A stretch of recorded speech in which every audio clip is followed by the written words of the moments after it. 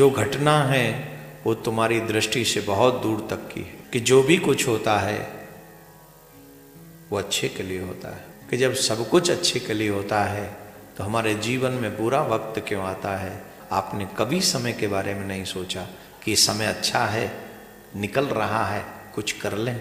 बुरा वक्त जीवन में इसलिए आता है कि हम समय को समझें। परमात्मा जैसे तुम अपने बच्चों के साथ कभी गलत नहीं करते, वैसे ही परमात्मा भी हम सब के साथ कभी गलत नहीं करता। जानते सब हैं कि खाली हाथ आए खाली हाथ जाएंगे, पूरे जीवन भर संग्रह करने में लगे रहते हैं। इस संसार में जो कुछ है, या तो कृष्ण से प्रेम करने का नाटक मत करो, अगर ये नाटक कर रहे हो तो पूरा करो। ऐसी एक्टिंग करो कि कृष्ण भी समझ जाए कि भाई बंदा एकदम गजब का।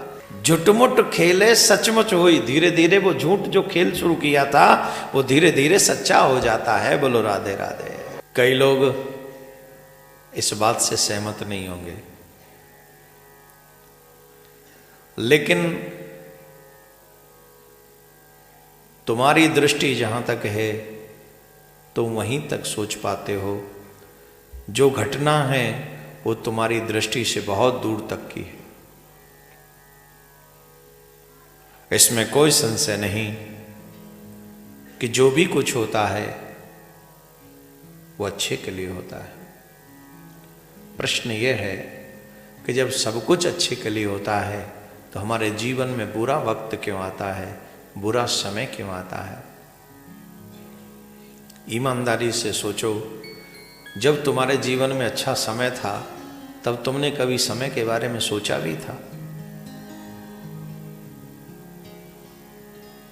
समय कैसे भागता चला जा रहा था, आपने कभी समय के बारे में नहीं सोचा कि समय अच्छा है, निकल रहा है, कुछ कर लें।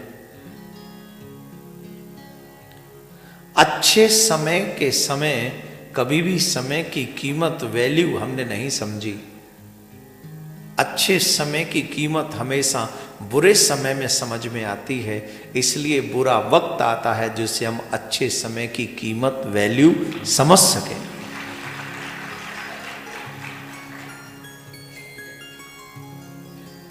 बुरा वक्त जीवन में इसलिए आता है कि हम समय को समझें। इस संसार में एक से एक बड़े लोग खाली हाथ चले गए समय की मार से। अच्छे समय में अगर आप सदुपयोग न कर सके तो बुरे समय में रोने के सिवा आपके पास कुछ नहीं रहेगा। लोग रोते हैं कि साहब हमारे साथ, हमारे संपर्क में जो लोग आते हैं वो बदल जाते हैं, लोग बदल गए।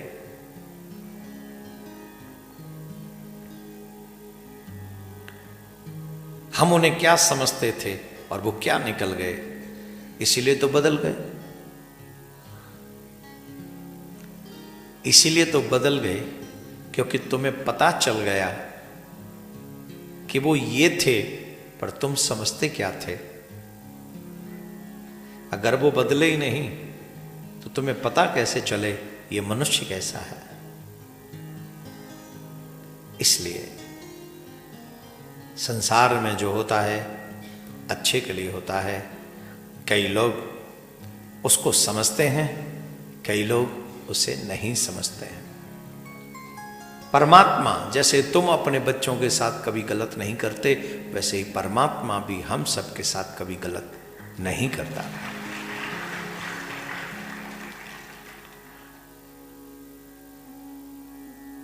परमात्मा की हम यहां रखो, जो परमात्मा कह दे उसी को स्वीकार करो और ईश्वर की मर्जी में प्रसन्न रहो।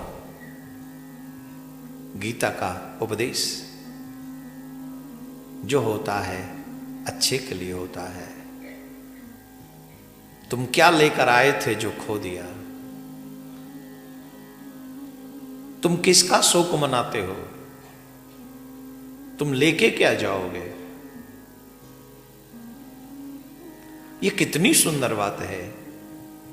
जानते सब हैं कि खाली हाथ आए खाली हाथ जाएंगे, पूरे जीवन भर संग्रह करने में लगे रहते हैं। हाँ जी कि ना जी? पूरा जीवन संग्रह करते ये जानने के बावजूद भी कि साथ कुछ जाना नहीं। एक कहानी याद आ रही है, आप कहें तो सुनाऊं, बहुत अच्छी है। एक किसान बैलगाड़ी में अनाज भरकर, अनाज की बोरियां भरकर बाजार में बेचने के लिए जा रहा था। उसकी गाड़ी में बहुत सारी बोरियां भरी पड़ी थी अनाज की, गेहूं की। रास्ते में जब वो जा रहा था तो उसे पता नहीं चला, उसकी गाड़ी में से एक बोरी गिर गई। उसे नहीं पता चला, वो निकल गया।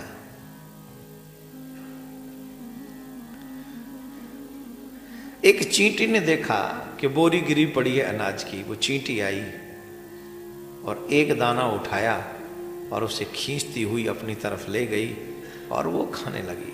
एक दाने में मस्त हो गई।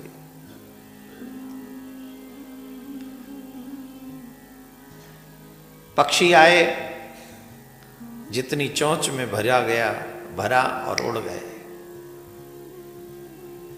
एक गाय आई,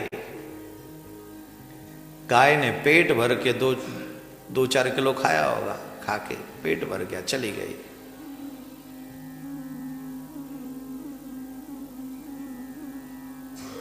उसी समय एक मनुष्य आया और मनुष्य ने देखा कि रास्ते में अनाज की बोरी पड़ी है। तो महान मनुष्य ने वो बोरी उठाई और लेके चला गया। पूरी बोरी को ही ले गया। बताओ, संग्रह किसने किया? चींटी ने? पक्षी ने? गाय ने? कल की चिंता किसने की?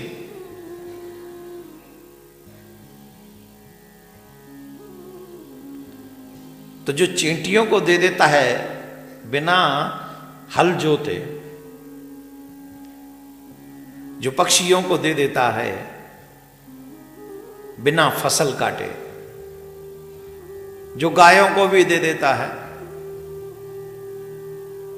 बिना किसी खेत में पानी लगाए,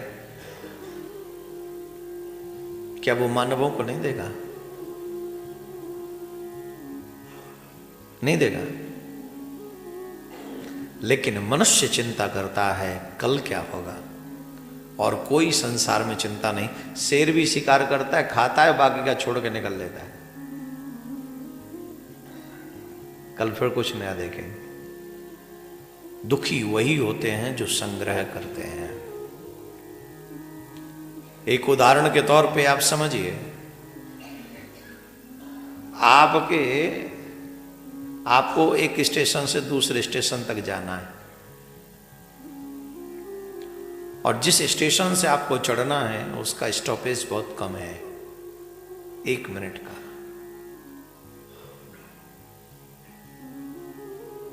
सामान अधिक हो, कष्ट होगा कि नहीं? बोलो। और सामान कम हो तो, और कुछ हो ही ना तो। इसलिए आजकल एक फैशन है, लोग हैंड बैग लेके चलते हैं। देखा है कि नहीं आपने?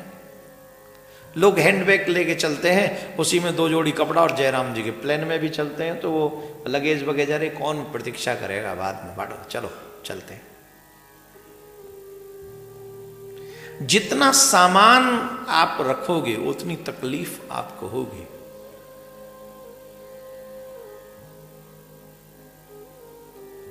और ये हम सब जानते हैं कि एक दिन हमें ये शरीर छोड़ना है।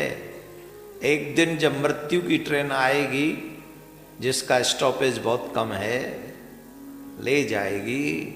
तो जितना संग्रह हम लोगों ने किया है कमरे के अंदर, अलमारी में और शोकेस और इधर उधर तिजोरी में, जितना उसको देखेंगे उतनी प्राण छूटते समय तकलीफ होगी कि नहीं होगी? जवाब दीजिए, होगी कि नहीं होगी? और जब इनमें देख देख कर तकलीफ होगी तो बताओ फिर हालत क्या होगी?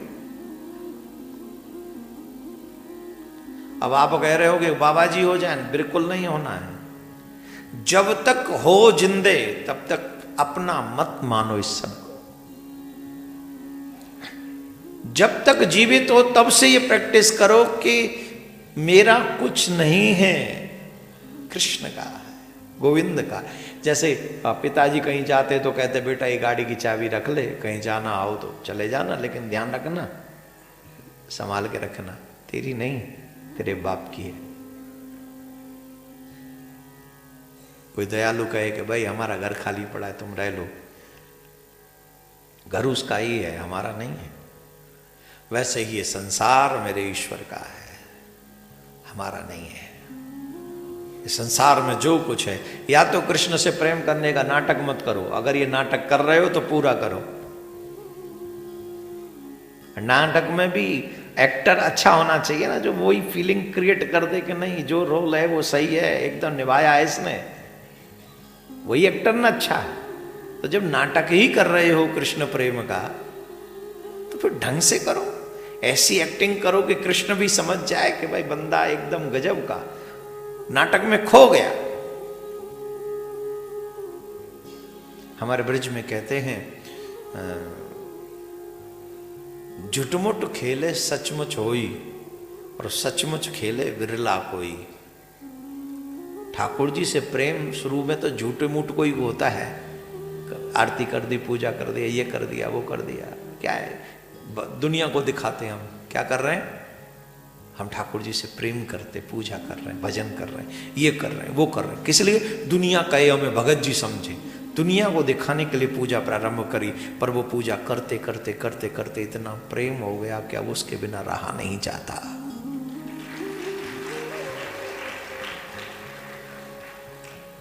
झुटमुट खेले सचमुच हुई, धीरे धीरे वो झूठ जो खेल शुरू किया था वो धीरे धीरे सच्चा हो जाता है। बोलो राधे राधे।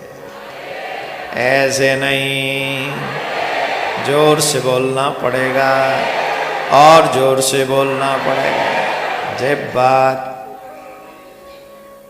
तो बात समझ में आ गई कि नहीं आई?